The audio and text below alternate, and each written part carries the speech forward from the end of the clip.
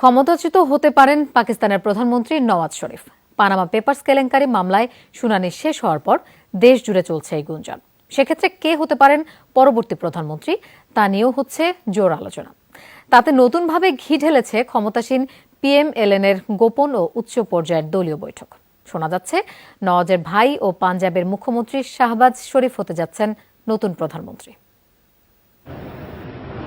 শনিবার নওয়াজ পরিবারের বিরুদ্ধে গেছে মামলার শেষ শুনানি। উঠেছে প্রধানমন্ত্রীর 2 সন্তানের বিরুদ্ধে ভুয়া নথি পেশের অভিযোগও। এগুলো সত্যি হলে হুসেন ও মরিয়ম নওয়াজের 7 বছরের কারাদণ্ড নিশ্চিত। ছাড় পাবেন না নওয়াজও। এমন অবস্থায় কে হচ্ছেন পরবর্তী প্রধানমন্ত্রী তা নিয়ে চলছে জল্পনা কল্পনা। দেশটি গণমাধ্যমের দাবি, পাঞ্জাবের মুখ্যমন্ত্রী ও নওয়াজের ভাই শাহবাজ শরীফ রয়েছেন তালিকার শীর্ষে। অবশ্য তিনি জাতীয় পরিষদের সদস্য না হওয়ার কারণে সেই পথ অতটা সহজ হবে না।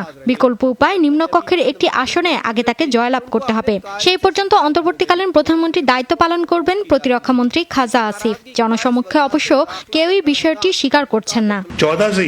2013-14 সাল থেকে অর্থ কেলেঙ্কারির অভিযোগ তুলছে বিরোধীরা।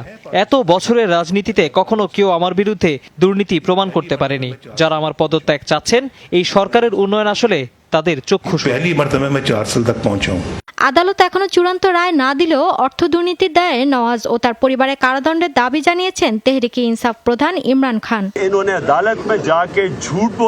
আদালতে নওয়াজ পরিবারের বিরুদ্ধে আনা সব অভিযোগ প্রমাণিত হয়েছে। একই সাথে যৌথ তদন্ত কমিশনের দাবি, মামলা থেকে অব্যাহতি পেতে জাল কাগজপত্র কোর্টে জমা দিয়েছেন হুসেইন ও মরিয়ম। তাদের অপরাধের একমাত্র শাস্তি কারাদণ্ড।